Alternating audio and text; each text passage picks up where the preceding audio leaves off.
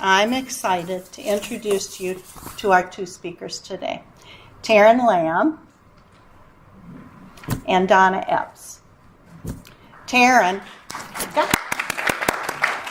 founded Organized Havens in 2006 in New Jersey. As a former teacher, Taryn now enjoys teaching her clients how being organized can drastically improve their quality of life. Her company understands that our living environment greatly affects our mental, emotional, and physical well-being. Taryn has her certification in professional organizing and is active in the world of professional organizing as a member of the National Association of Productivity and Organizing Professionals Golden Circle. Taryn was awarded Northern New Jersey Organizer of the Year both in 2008 and in 2011 by the national organization. She continues to regularly take classes to further her work in her profession. The team members of Organized Haven are committed to helping individuals improve their lives by assessing their priorities, setting clear organizing goals, making decisions, and organizing their environments, both at home and at work. When not supporting her clients, Taryn is busy being a mother of 3. Her daughter's 23, and her sons are 17 and 14. In her free time, she loves the beach, yoga, and anything to do with nature. To add to the mix, in 2019, Organized Haven South was opened in Ocean Isle. This location services a 50-mile radius, which includes us. Donna Epps joined Organized Haven in 2010 after becoming friends with Taryn and sharing her lifelong love of home organizing. While raising and successfully homeschooling her 3 sons and working part-time, Donna became an expert at creating efficient household systems. She and her husband moved to Ocean Isle in 2019, and Organized Haven South was born. And they bring their unique brand of home organizing and move management services to coastal Carolina. Donna manages her amazing, hardworking team here when she isn't enjoying her 3 grandchildren or taking long walks on her new favorite beach in Ocean Isle. So please join me in welcoming our 2 speakers, Taryn and Donna.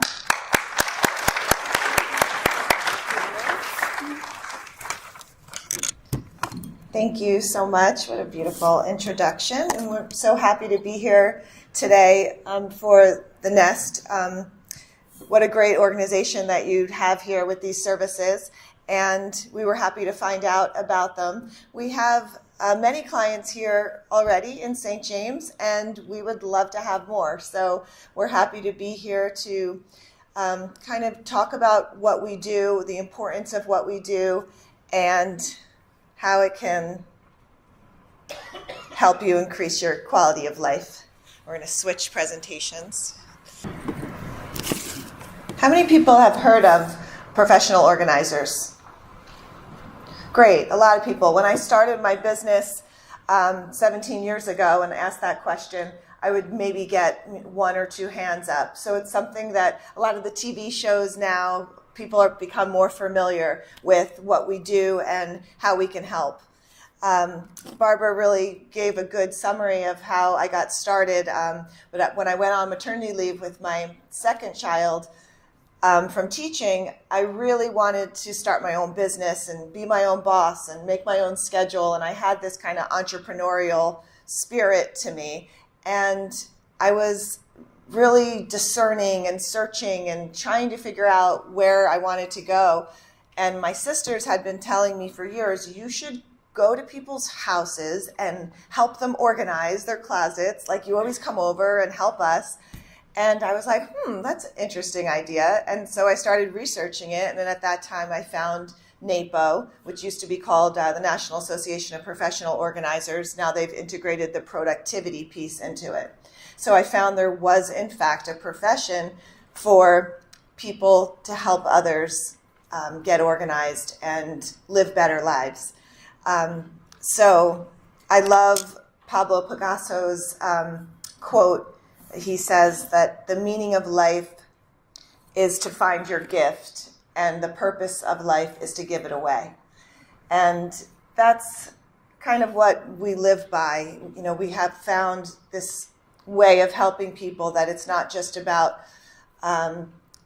cute containers and Pinterest-worthy pictures on, you know, of pantries, but of really getting to know our clients and learning about their goals, what are their pain points, what's stressing them out, and together working collaboratively to help them have more time and space for what life is all about. So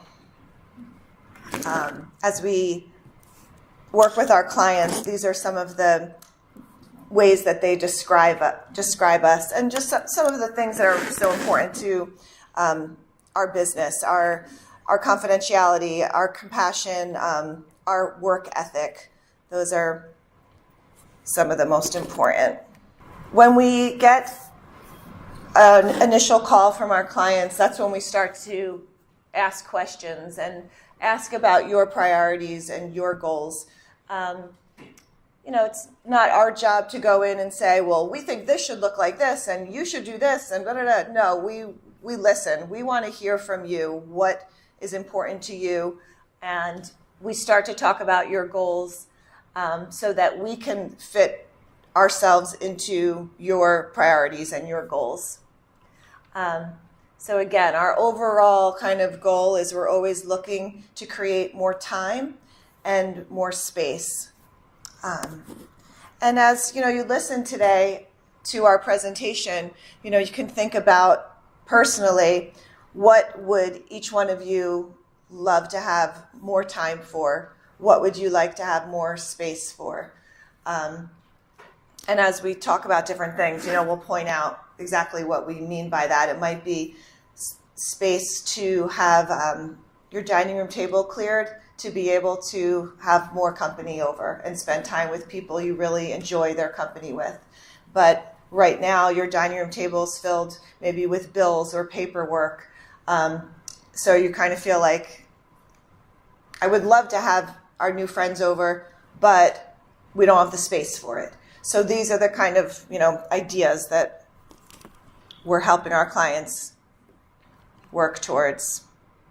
I want to talk about why we hold on to things. So there's a lot of different reasons why the letting go process can be difficult. And there'll always be like categories, I think, in your home and in our lives that are easier to let go of than others.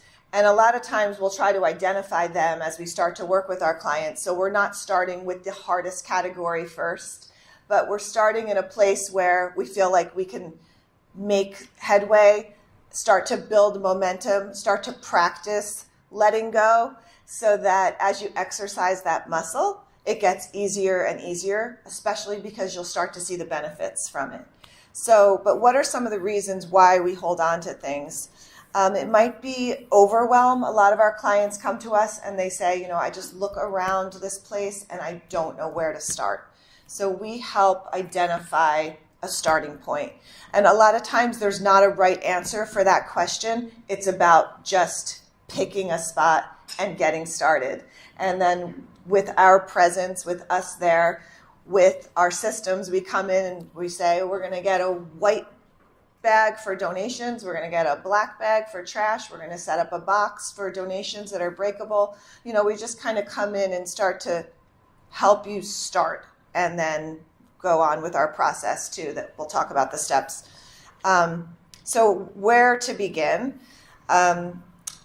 We hold on to things because they're out of sight, out of mind. So we may have generally our living spaces look and feel okay, but in the back of your mind, you're thinking, don't open my closet, whatever you do, you know, if you have friends over, just don't look in the closets. So they're not functioning and they're just kind of out of sight, out of mind, but it's kind of stressing you out. You may not always know where to find something quickly, where to put it away. Another reason we hold on to things is out of sentimentality or guilt. So something someone's given us. I always say no one ever gave a gift and said, here you go, I hope this is a burden to you the rest of your life. So we talk that through, when we come across things. I just made a container at one of my clients' houses. We literally labeled it guilt gifts. And she said, we're going to put it in this container in this closet that I don't really have to access. And when you come back, in 6 months, let's talk about it. Make me talk about it again. Make me look at this again. So sometimes we'll put things in a holding pattern that's out of our prime real estate to give us some time to process, and then we might be ready, to let go of those things. Waiting for permission from family to get rid of items. So we'll work with clients who will say, well, my kids might need this, or they might be able to use this. And so we provide that accountability, and we say, okay, I'm going to take a picture, and we're going to text it to them right now and ask them. And unfortunately, 90-something% of the time, the son or the daughter is like, it's okay, Mom, Dad, donate it. I don't need it. Thank you, but no, I don't need it. I'm trying to get rid of my own stuff, or I have too much stuff coming in with whatever. So getting that permission, and not just using it as an excuse. Someone might need this. Someone in my family might need this. Okay, fear of letting go or missing an item once it's gone. And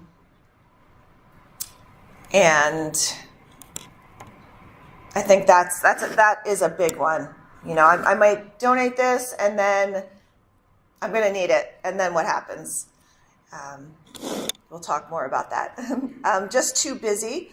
And so just as, you may hire a personal trainer, someone to help with cleaning your home, working with a professional organizer helps you commit to a designated time and helps with that accountability. So that when you think I'm too busy to organize my home, having an expert come in to be one-on-one with you, especially on the hardest parts, helps with that, letting go that way. So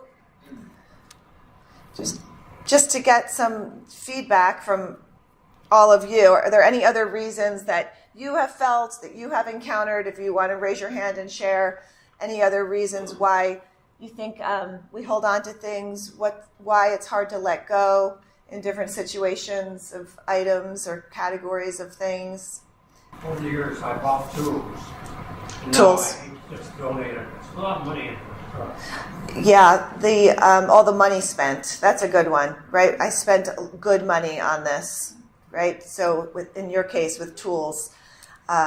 So how do we reframe that to say, maybe I can send these out to the world for someone who can, use, love them. We kind of say, taking a leap of faith that I'm going to send this out to the world, and it's going to get into the hands of someone who really needs this, maybe who can't afford it. And maybe I have duplicates of things that I can send out to the world. So that's a really good one, the money spent. So we're kind of talking about what makes it difficult to let go. Let's talk about the flip side of that. What are the benefits to letting go? What are the benefits of getting organized? And I'd love to hear from all of you. What kind of benefits have you seen when you've worked on decluttering projects or have felt organized in certain areas of your life? How did that impact you positively? I think one of the biggest benefits for the aging is safety. Absolutely. Mm-hmm. So in terms of just even the floor of our home, sometimes the floor can become a drop zone. So we'll make some rules like the floor is not a drop zone, right? So creating homes for things. So having random things, clutter, things that you might use and need, but having them on the floor, could just be a trip hazard. Things like that we can make solutions to for our own physical safety. It's really important. So that's a big benefit of getting organized. Anyone else? Less time looking for things. Great. more time for what you really love, whether it be golfing, beach, cooking. So not wasting time having to look for things you know are here somewhere, but not sure where. That's a good one. Any other benefits? It's kind of like having a weight lifted off your shoulders when you've gotten rid of some things. Yeah, you do. You feel lighter. It's symbolic, but it's real. Absolutely. So many of our clients tell us, I feel like I can breathe more easily. I feel lighter. And we'll take pictures of our vehicles, as they're loaded up, because one of our added value services is included in our on-site rate. We load up donations into our vehicles and we bring them to local charities for you. We can get tax receipts if you use them. But so many times we'll say, our clients will be like, let me take a picture of your car before you pull away, because it's such a good feeling to know, okay, I'm sending all of this out to the world. It's getting donated, someone's going to use it, and it's a real physical reminder of actually feeling lighter inside. I recently heard of the concept of Swedish death cleaning. Yes. And that really resonates with me because I don't want to leave our kids burdened with a bunch of stuff. And my mom actually has taken it upon herself to downsize over the years. And so there's very little stuff of hers left. My husband's family has unfortunately bestowed many wonderful gifts upon us, some of which are handmade, needlepoint, lots and lots of quilts, and things that we really do value, but it's super hard to let go of them. So I'm trying to look forward to our kids and how we cannot burden them. I love that. Can you just explain the Swedish death cleaning just a little bit more? Yeah. So how many people have heard of that term, by the way? Raise your hand if you've heard of it. Okay. About a quarter of people. I don't know much about it, but there's like one book that was written in 2017, which is supposed to be the book, The Gentle Art of. Don't buy any knockoffs on Amazon because they're crap. Yes. But anyway, it's basically the idea of preparing for your own death in a healthy way by leaving only behind the things that you truly love, that you really want to pass on beautiful things that you really care about to the people you leave behind. Yes, and it's an idea of something that could be done at any age. So it's a bit of a morbid title, but it's an idea of something you can be doing at any age, is kind of curating, the things that you own with that in mind. What is my legacy? How do I want the people I love to, have to manage these things that I've chosen to bring into my life? What's the next step for this? And then I think we had another. Oh, she was going to say Swedish death cleaning. Okay. So I think we hit several of these. Feeling lighter, reducing stress, finding things when needed, just feeling more self-confidence, a higher sense of well-being, a little more in control of your surroundings. And then again, the time and the space. This guy says, think this is bad? You should see the inside of my head. And that's just a commentary on how our environments outside of ourselves and physically affect us inside, how they affect us emotionally and mentally. How kind of being surrounded by what feels to be, cluttered, how that makes us feel inside, how that affects our productivity, how that affects how efficient we can be in our everyday life. On the handout that I gave you, we're going to go through our step-by-step process of how we organize. So when we have clients call us and they say, what is this going to look like? What is your process? What's your methodology? This is it. So it's an acronym of SPACE, and it stands for sort, purge, assign homes, containerize, and equalize. So we're going to go through each of these steps and talk about each step in the process, how we use this process to help us, whether it be organizing one junk drawer or an entire garage or your entire home. So the first thing we do after we set up, our trash and our donation, is we start to sort, and we start sorting like with like. So if we were, let's say, organizing a garage, we were coming over to organize your garage, and we started sorting like with like categories. Just throw out, what categories do you think we'd be finding? What kind of categories do you have in your garages? Gardening, great. Automotive, care. Sports. Great. Sports equipment. Beach equipment, great. Good. Home repair, and that could be broken down from there. Painting, sanding, and spackling, all other categories like that. Any others? Depending on your hobbies. Great. Seasonal decor, Christmas, winter holidays, spring decor, getting that all together. Great. So we start big picture thinking, and that's one of our kind of superpowers with professional organizers is we have like really big picture thinking, but we can then drill down to the details. So we start on that macro level with like, getting those categories together. We're not finding a bunch of screws and nails, and we're not starting to micro-organize them at this point. Sometimes people, we kind of like, we'll get off on a tangent, or you'll start kind of micro-organizing, but at this level, when you're getting started, you want to think macro, you want to think big picture, just getting the categories together, these big, broad categories.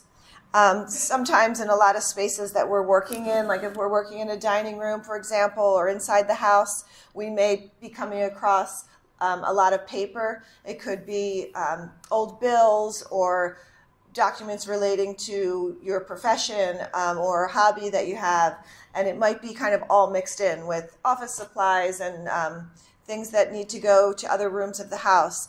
How do we handle that? A lot of times we'll get banker's boxes, and we'll just start gathering all the paper, extracting it from non-paper. Now that paper becomes its own micro project once we have space to work on that. Or a lot of times our clients will say, I'm going to do that for homework because the paper is time consuming and it's tedious. We can help our clients with the paper purging. We'll set up rules and categories. We'll say every bank statement not within 12 months we're going to put to shred. So we'll kind of work on rules, and then we'll help our clients go through the paper, or we'll give it to them, to kind of purge for homework, and we'll have boxes literally labeled paper to purge, and then they sit with their paper recycling, their shred box, and that's how we work through paper. Everyone kind of has different levels of, paper they keep or let go of, and now, with everything being digital, there's different solutions for that. And I love how the Nest actually has that technology help, maybe to help set up online bill pay and things like that. And we help our clients with those things as well. So then you have these broad categories, and then within the category, once you've gotten it all together, then you can start to micro sort within that category. So a lot of times we'll be working in one area of the home, and we'll say, where else in the home do you have this category? And sometimes we'll pull it all together from other areas of the house, because looking towards the next step, we have learned that when there's that guy. When you can see all of the category that you own, it makes it a lot easier to make decisions about what to keep, what you use and love, and on the other hand, what you can send out. So that's why we're doing this giant sorting exercise. And sometimes you get kind of like flustered or lost along the way, and we'll just say, just keep sorting. We're like Dory and Finding Nemo. Just keep sorting. So it's sometimes you want to jump, well, where's all this stuff going to live? Not there yet. Let's just keep sorting. Now, second step, the P is for purge. So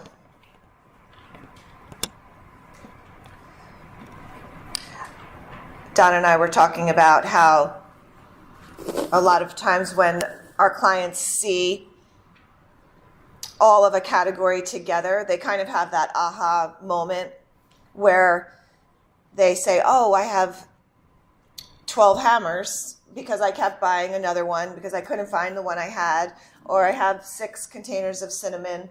For some reason, cinnamon's a big one. I don't know. We always find like a lot of cinnamon.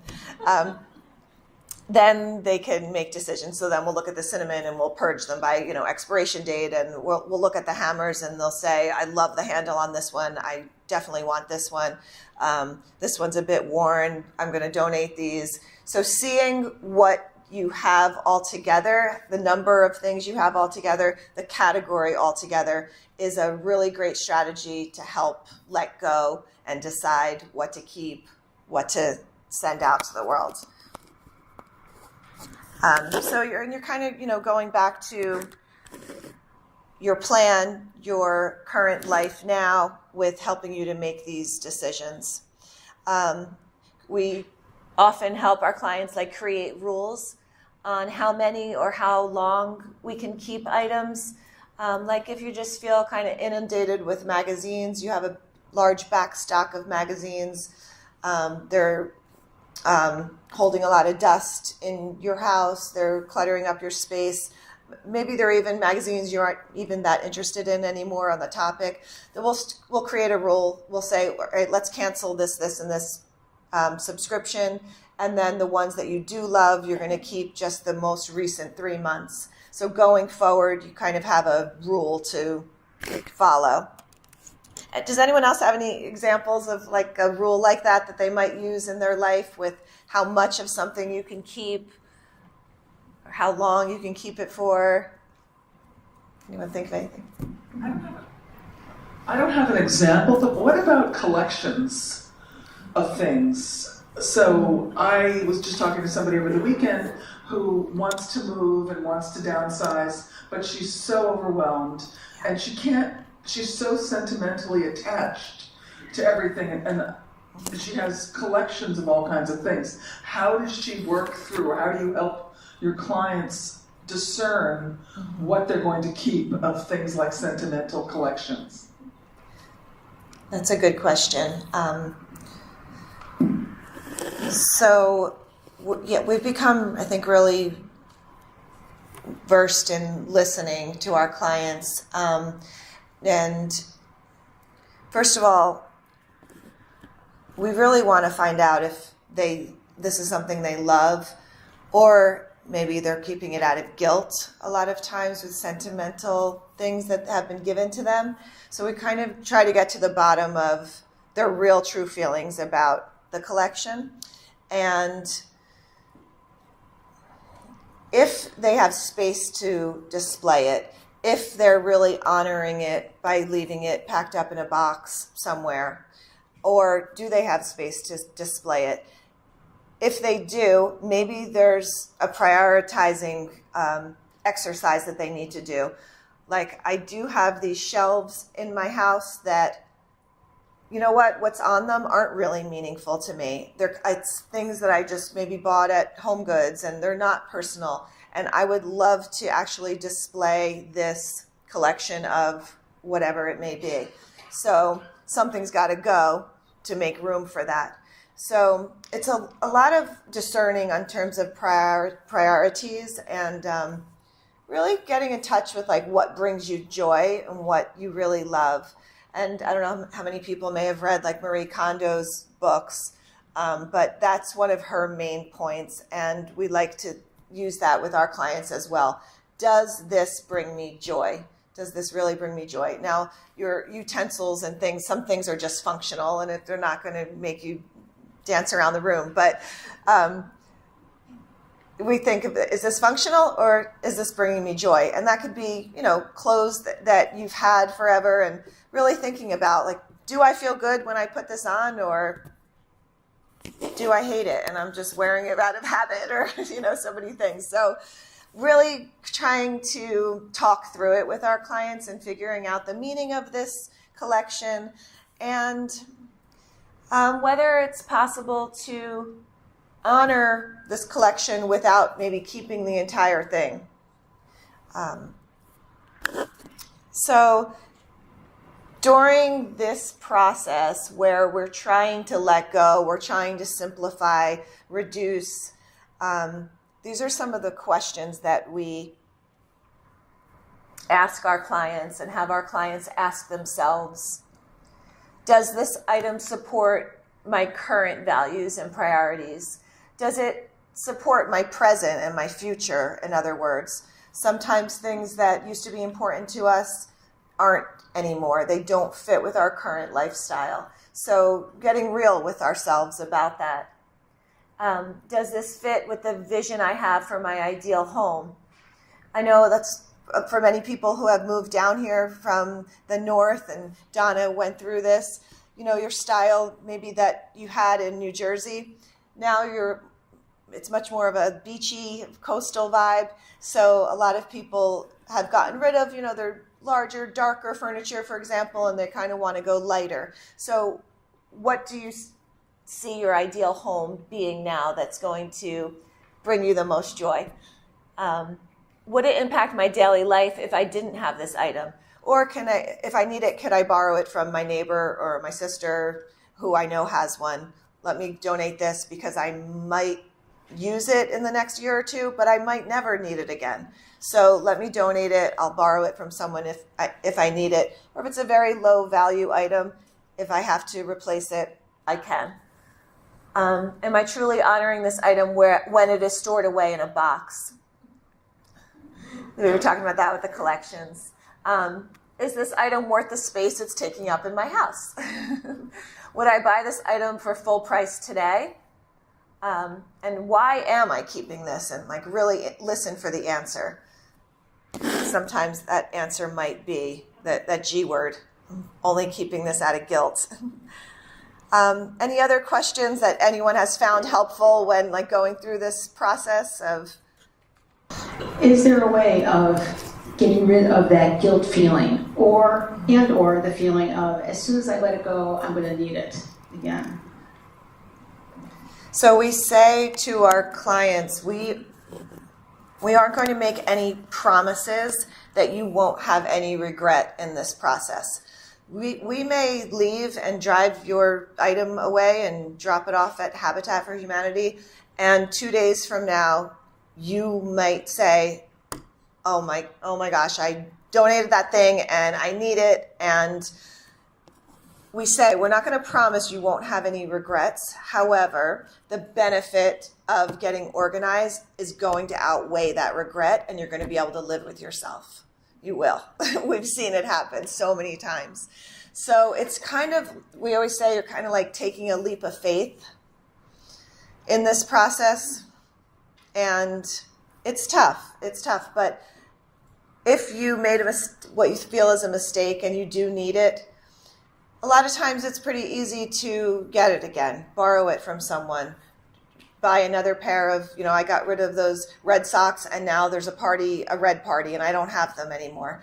It's okay. You can run out and find a pair, right? And live with it and live with yourself, because you're seeing how simplifying and reducing and organizing your space, how it feels, and all those benefits. So, anyone else want about? Yes. Has anybody? Not heard anybody mention children in the question of what you keep. Suppose you have. I'll go back to collection. I'm not a collector, but it's a good example that one of your kids isn't in a position to have it or enjoy it now. Mm-hmm. Separate from saying, honey, do you want this someday? Otherwise, I'm going to get rid of it. Other than that, is there any help you can give us with that idea? Or has anybody come across that in their lives, and what have they done about it? Children who would like to inherit, sentimental children. So Yes, we have clients who, well, we try to get a really firm answer, first of all, from the children or family members. And if it is something that they absolutely do want, then we will try to create storage space for that. That's very much out of prime real estate. If we know it's something that's going to have to be stored for a certain amount of time until they buy that house or they have the space to store it. But if it's a situation where the parent really doesn't have the room to store it, then it's an awkward conversation to have. But we help our clients kind of think that through and say, are you comfortable with saying, I'm sorry, I would love for you to have this. I don't have the space to store it. I need you to find space in your own home, to store this, or we need to send it out to the world. It really depends on the level of, if you have the storage, and if if you're storing all of these things for family members or for children, and it's impacting your daily quality of life, where it's hard to get to and from your car, for example, in the garage, then we really have to look at that and hope that the family members understand not being able to store it for them indefinitely. Mine's kind of a two-part question. One is I helped my dad through this process. Yeah. And I was wondering, if your needs, the people that call you, are they us, or are they, we're calling you to help our parents or the children of, would it be our children? And the second part was, I think you need to just do it with empathy. Yeah. My dad had 200 videotaped VHS tapes of Star Trek from television. Yeah. And I literally had to sit for hours and go through each one and say, do you want this one? And throw it away, as opposed to just taking them all away from him. So it gave him a sense of control over the process. Thank you. That's an excellent point. We work with everyone. So we work with children, helping kids and teenagers learn organizational skills, and new families transitioning, needing to set up a nursery as their kids get older. Being in business 17 years, I have clients that I'm really like their life organizer. So it's been a joy to be able to watch their kids grow up and have their kids move out and go to college, and have them repurpose that kids' room for the hobby they love to do and as their art room, and being able to see all these life stages. So we organize with everyone. So we work with seniors, we work with families of seniors, we really do it all. And I love that point of the empathy and compassion and giving everyone a sense of control. Unfortunately, we've been in situations where there is, we're on a timeline, and the speed of which things have to happen, can be traumatic for the person who has to downsize quickly, move out quickly. And that's why we love talking to our clients, talking with families, talking with people, and saying it's never too early to be thinking about these things. So you're not in a position where you feel like all the control is taken away from you, that you feel rushed and don't have the time to really make those decisions for yourself in a way that you feel good about. So, and that's why we were with the Swedish death cleaning. It's an interesting idea to kind of always be thinking in that way as you bring things into your life. As you're shopping, be thinking about, do I really have a place for this? Do I really need this? So it's kind of a big mindset as well. So, but that planning ahead. And if you're working with a family member going through this process, starting, a year out before the move has to happen is ideal, because then you have that time. And I have had so many families tell me, I had the most amazing experience with my dad, going through this process. I learned so much about him and about his life and things that I never knew, because these items were bringing up so many incredible memories. And so many times also when we work with our clients, even though we're not family, them being able to just tell us the story about the object and where it came from and the memory that went with it, then they're like, and now it's okay, I'm going to donate it. It's okay. I can keep the memory and don't have to have the object. So that's a really important part of the process, is being able to reminisce and bring up those good memories and realize that the memories are still there, even if I let the object go. I was just going to comment on what helps me to purge are 3 categories. Do you need it? And you've used the word need. Do I use it? And do I love it? Love it. Mm-hmm. Great. And if it doesn't fall in those categories, it does help to let go. And one other little thing, we women have a lot of multiples of everything. Look at your Afghans. Let's say you got a whole stack of them. Can you reduce them by 50%? Mm-hmm. The ones that you don't love, they get to go. Yeah. But you get to keep the ones that you love. Yeah. Or look at your candlestick holders. Look at the whole category. A dozen of those. Mm-hmm. Yep. Take a look at them. Reduce them by half. That's You'll feel great. better. Yeah, that's great. Thank you. I like that percentage idea. If you look at the category and going into it, say, I'm going to reduce this by 30%, 50%. That's good. If we can do 50%, we'll try to. But going into, before you even look at the category, saying I'm going to get rid of 30 to 50% of this, and then holding yourself to that, and asking those questions: do I love it? Do I need it? Do I use it?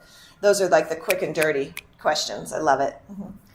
I've been in both positions where it was my parent as well as my child.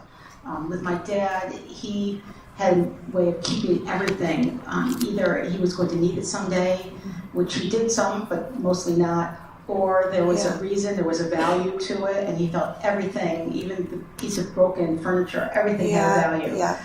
And my daughter, when he died, I just took the few things I wanted and somebody else had to take care of it. But for my daughter, she doesn't want any of the stuff I have. She's already told me that. Okay. And I've made the promise to her that by the time we get to that point, I will have gotten rid of the majority of the stuff that I can.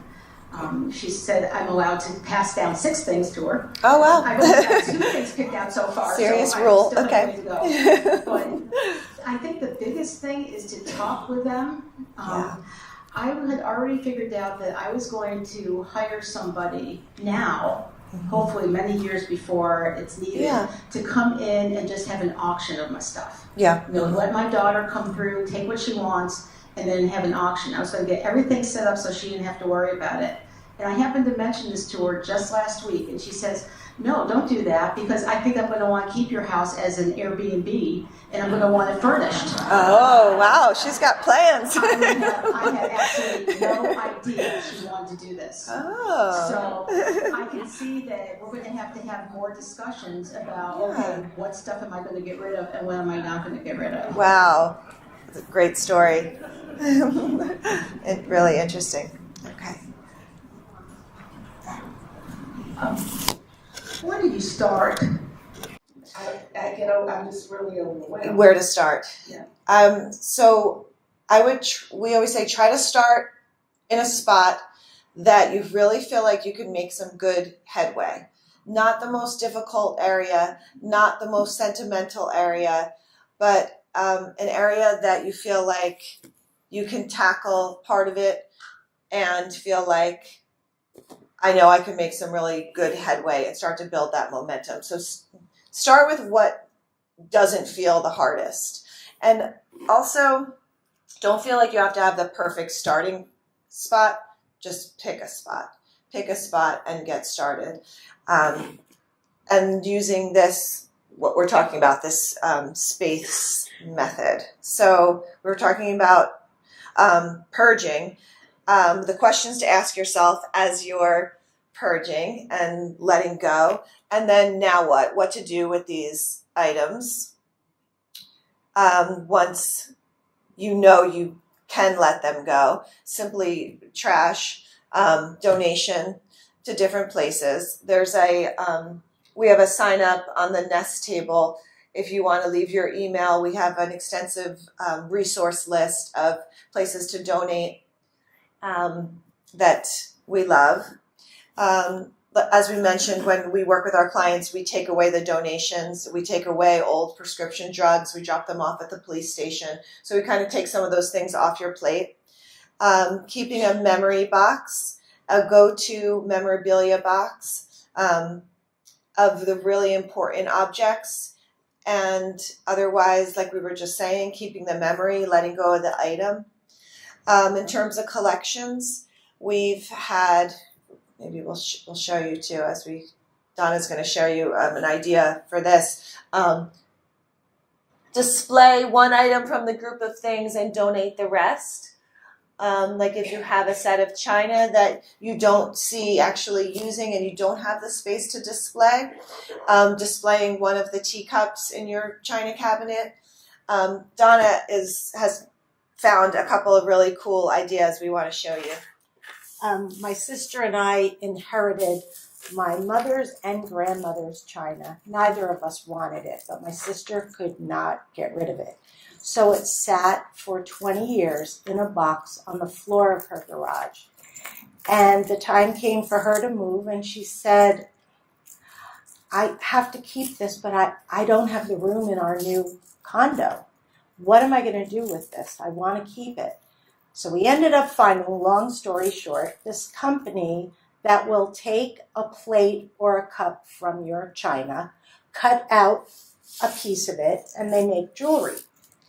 So this is my mother's china, and they made a pendant, and she made them for all the people in our family. They got them as gifts. This is Mom's china. Then she did it with my grandmother's china, the same thing.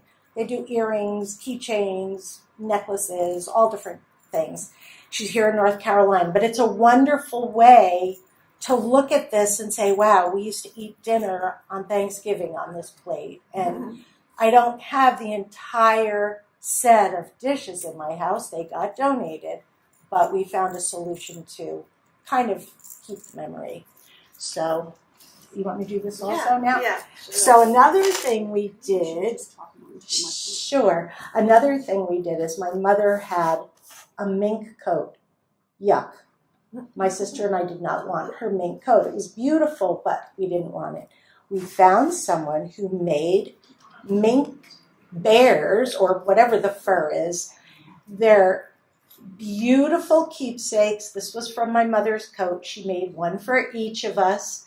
And now I look at this and I think of my mom. So there are ways of getting rid of things, but keeping a bit of it so that you'll always look at it and remember.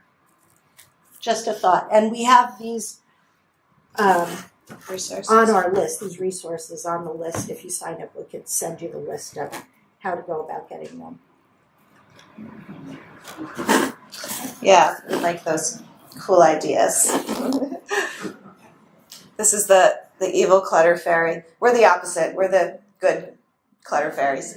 But this idea we were talking about, that fear of throwing it away, because what if I need it? We help talk you through. So we've talked about sorting. We talked about letting go and purging. And now, after we've worked with our clients and they've done the purging, so we have all the donations pulled out. Now we know what needs to stay. We work on assigning homes for those categories and those items. Home should be determined based on frequency of use, like categories living near each other. And in terms of what we're talking about today, we really want things to be visible and safe. So we're going to talk about this a little more with, like, specifically with the kitchen, but what is your prime real estate? Where the things you use all the time, you want to go in your prime real estate. That's the most accessible things you don't have to climb up onto a step ladder to get, or bend down or behind things to get. So determining your prime real estate and making sure the things you use the most live in your prime real estate. So we help with all that project management and thinking that all through. And those are the questions we ask as we work with you. How often do you use this? So that we know where the home for this item should be. And that's the goal in the organizing process, that everything within your home has a home.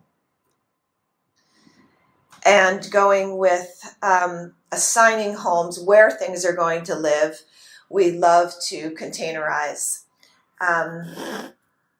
So we like to get containers where the contents fit the containers, hopefully with a little breathing room, so you're not like shoving everything in there, but we have some breathing room, and we decide the size of the container, helping us also determine how much of a category we can keep. So that might be like a shelf and a cabinet, maybe you might dedicate to your candlesticks, and whatever fits on that shelf is what you allow yourself to keep. So the home of the item, helping you decide how much of it you can keep. If you have a clear, plastic bin where you keep your extra candles and you get a new one, then you're going to think about which one can go out. We call it the 1 in, 1 out rule. You see some people know that rule.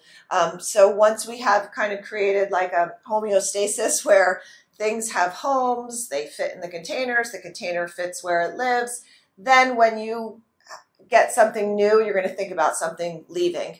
And if you're really in the simplifying process, it might be 1 in, 3 out. You can be thinking that way to really try to reduce. And we love labeling. We have our Brother P-Touch labeler, and they take different size tapes. So for the garage, we'll use like a thicker tape. It's just super easy to see where everything is. And again, this is just really trying to help us save time and give us more time for what really matters. This is just a simple system where we just use white duct tape and label containers with Sharpie markers, and it's big and easy to see, and it works. It's functional. So that was assigning homes, containerizing, and the E is for equalizing, which is basically the maintenance that we do to keep our homes organized. So we practice returning things to their homes, getting everyone in the house on board with where things live, where to find them, and where to put them away.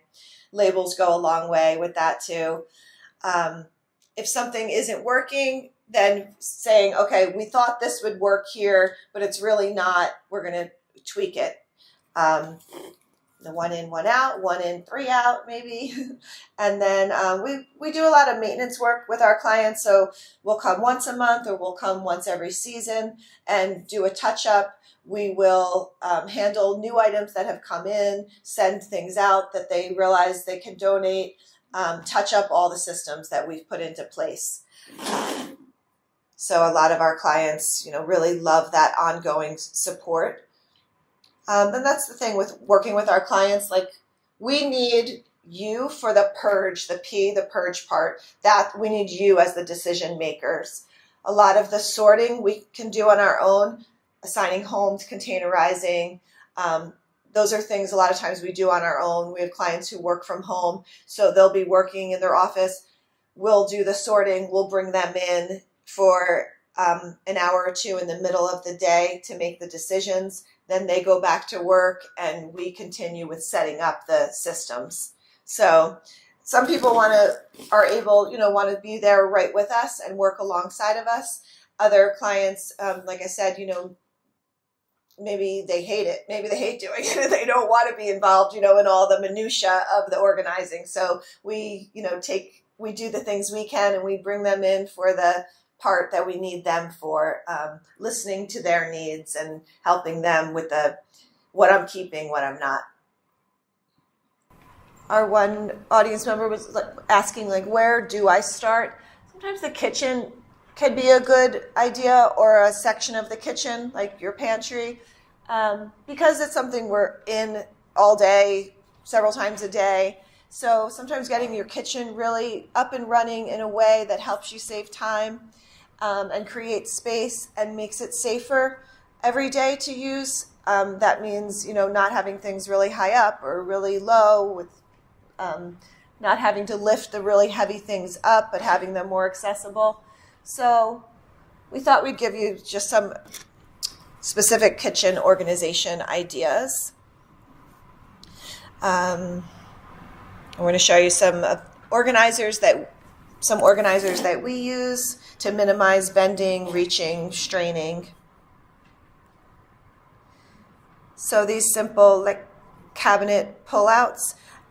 If you have a newer kitchen, you may have rollouts already installed. We adore them because the cabinet then acts as a drawer rather than, things in the back that are super hard to find and access. But these are simple ones you can order on Amazon or get at Home Depot or Lowe's that can simply install into cabinets, so that even when you open a cabinet, even with your foot, you just pull it out and get the item in the back. These type of cabinet organizers. And then always thinking vertical, how I can use wall space, how I can use the back of a door to keep things just in easy reach and keep them from cluttering up our walkways or our entryways.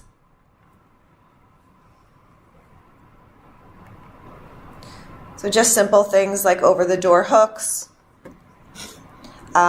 the mop and broom holder, looking for those unused walls or back of a door or spaces that if you feel like I'm really short on storage space, you can kind of get creative. And Donna kind of has a whole organizing system on the inside of her pantry door where she has some storage. She has her calendar there, and just think about that. If there's a back of a door you can use and give yourself some more space.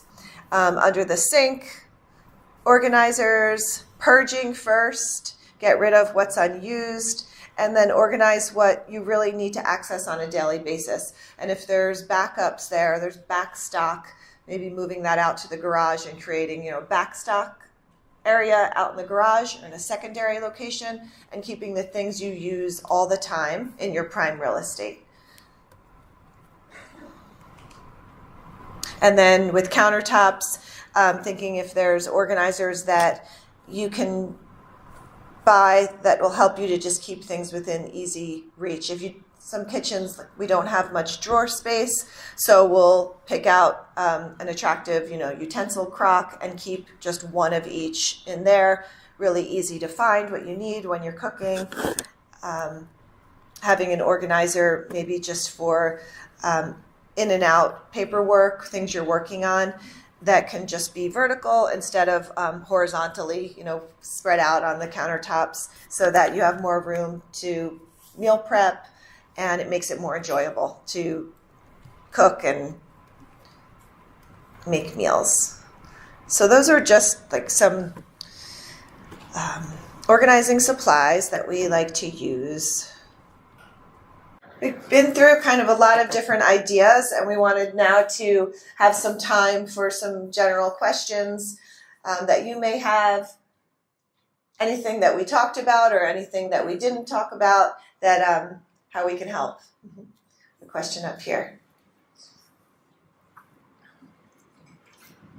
So once you get an area organized, like the junk drawer in the kitchen, how do you keep it organized? That's what doesn't.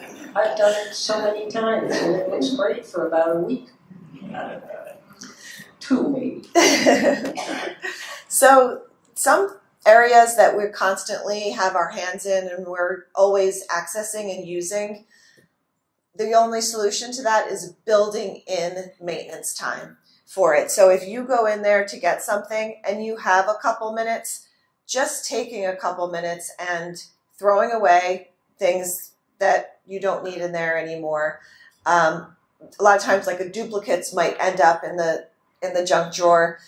having an ongoing donation bin or bag in your home so that every time on your normal day-to-day you're finding things that you're realizing are duplicates and that you do want to get rid of, dropping them in the donation bag. So it's not necessarily like an event to once in a while to find these donations, but you're building it into your everyday habits. When you get home from the food store, before you're putting new food in, you're clearing out what's there, maybe that, doing a quick spot check on expiration dates. So it kind of becomes a mindset, part of your everyday, that once you get things to like a homeostasis, then you're building in that maintenance. So it's not like this event that happened once and now you're never doing it again. You're building it into your daily habits. Mm-hmm. Yes. A lot of times it's more than one person using that drawer, more than one person using that pantry. So that's why we love organizers and labels. When I go to put a pen in the junk drawer, I have dividers in my junk drawer. All the pens are in the one divider. If I see someone putting it in the wrong spot, I call them on it. So, that's part of it too, is training the rest of the people in your home to follow the rules and put the things where they belong. And then after they learn it, you can take the labels off because then it's pretty obvious that things go in a certain place. Yep. Mm-hmm. Yeah. Good point. Good point. How do you charge for your services? There you are. We charge by the hour, our time on site, and the number of organizers. So for here in St. James, we're at $60 an hour per organizer. We typically work 3 to 7 hours per workday. Sometimes we work just one-on-one, and sometimes we do work in a team of 2, especially for clients that want to get things done more quickly or that require more manpower or lifting, like garages. We'll have 2 of us on site. If you have a spouse that is at the opposite end of the continuum, and I have a feeling he's going to die first, so I'm going to be stuck with all of his collections and duplicates. Do you have any suggestion when you're going and working with maybe a spouse that is not on the same page as you? Yeah, we have a lot of couples who have different organizing styles, euphemistically, we'll say. And it's a challenge. It's difficult. For some families that we've worked with, we've decided that one spouse who has more things, or they like things the way they like them, we contain them to a certain, we'll give them a room of the house, and the other spouse will say, however you want to keep your space in that room, in your office or your den, that's up to you. But the rest of the house, in order for us to stay married, needs to stay. We need to establish these rules around it. So we have couples with really different organizing styles. Sometimes we'll make. I've seen that work well in a lot of situations. But yeah, really having those hard decisions about how their use of the space is really negatively affecting you and your marriage and the stress that it's causing, and coming up with solutions you can both live with. I mean, sometimes we have felt like, marriage counselors in some ways, because it's hard, and it's hard life stuff. It's hard to live with people, and everyone has their own, ways of doing things. And when you have a couple that are both on the same page, it makes things easier with that maintenance, because they're both motivated to keep things, in a certain way. But people have very different clutter tolerances, very, very different. What bothers someone else may be completely okay with. So in a marriage, really coming to some sort of compromise on that. Each person's probably going to have to give a little, where the person who really counters, literally nothing on the counter, may have to give a little, that this corner of the counter that their spouse can have for those items they use every day, and like learning to, to compromise and live with those things. But it's an ongoing challenge for sure. Thanks for that question. My question's about the pantry. What are you a proponent of decanting things out of their paper boxes? And the problem I have with that, I love the idea of doing that and throwing it in a glass jar. Yeah. But what do you do about the label or the thing that tells how to cook whatever it is? Like what is your suggestion for that? Yeah, so that again is a different people really want to open their pantry and have it look like Pinterest. Here. For me, I don't.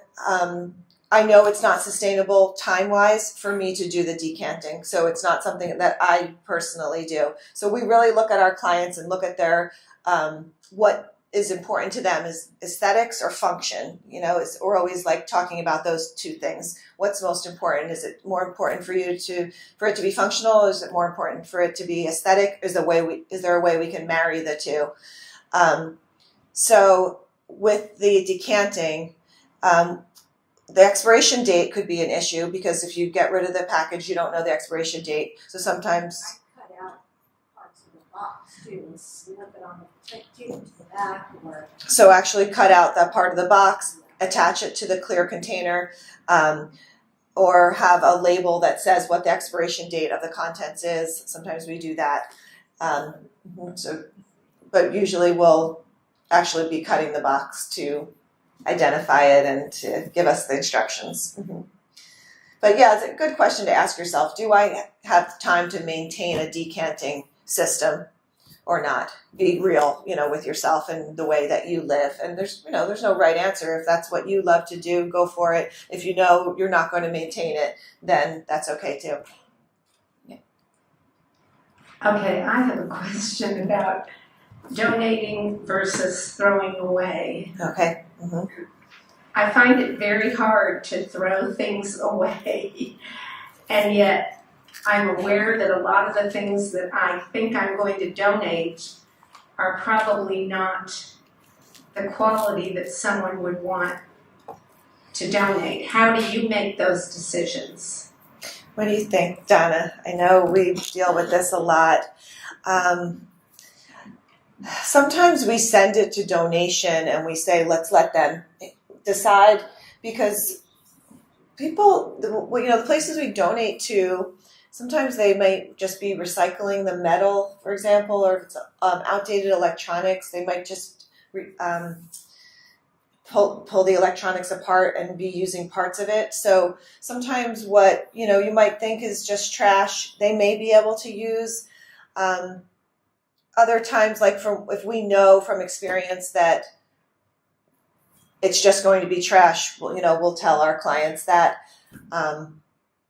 So it's kind of a case-by-case basis. We like to send as much as we possibly can to donation rather than trash or the landfill. So a lot of our clients, say, I don't want to throw it away. I don't want to throw it away. And we say, nope, we're going to donate absolutely as much as we can from here. But there will be things, we will have to throw away. So You have a minimum number of hours. we usually work a minimum of 3 hours in a work day.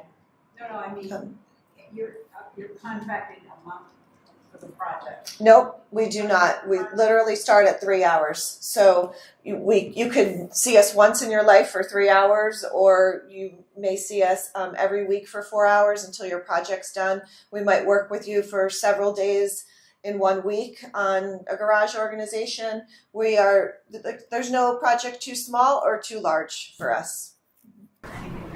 Yes. The microphone, please. Okay, the question was, do we have an appraiser that we work with? And on our resource list, if you give your email, we can share that with you. We have our whole resource list of companies that we work with. We love to be your overall problem solvers. So if you have a need, we have a whole network of people that we work with to help connect you with. And we do work with an appraiser. We work with a company that will come and pick up everything and take it to auction for you if you have things like that. If you don't want to do an on-site estate sale, that's sometimes a really nice option to have someone who comes and picks it up, takes it away to auction, and does appraisals as well. Mm-hmm. If we do the organizing ourselves and categorizing and deciding that this stuff over here needs to go somewhere, do you do just that part? Yeah, sometimes our clients bring us in and they say, this is already purged. Everything here needs to stay. Organize it for us. Absolutely. Mm-hmm. And if you're motivated to do that on your own and you want to save some money, we can come in for that part of it. Mm-hmm.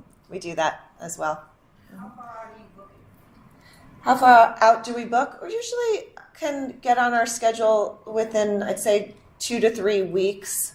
Depends on the season. Mm-hmm. I have a question back here that he was asking about what to do with old photographs.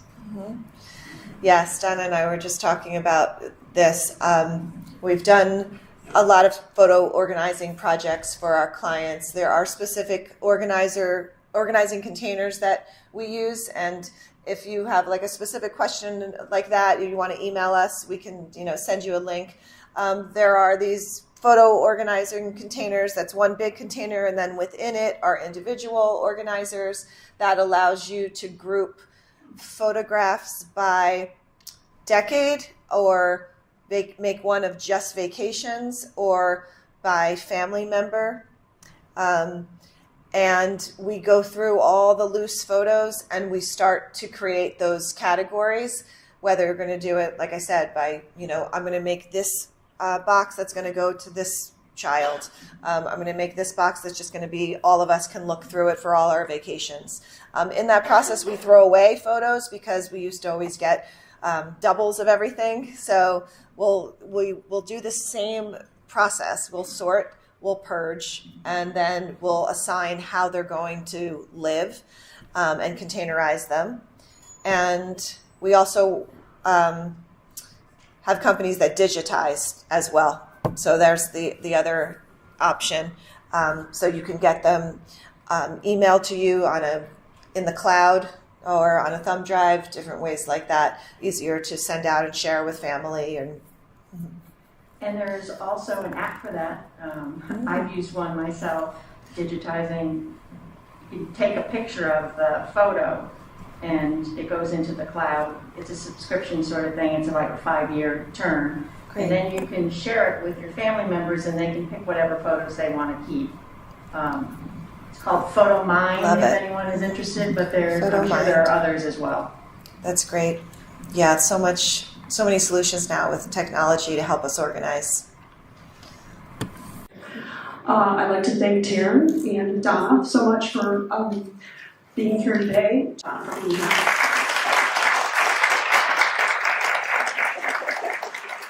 Thank you so much for coming and for listening. It was such a pleasure meeting and speaking for the Nest as well. Thank you.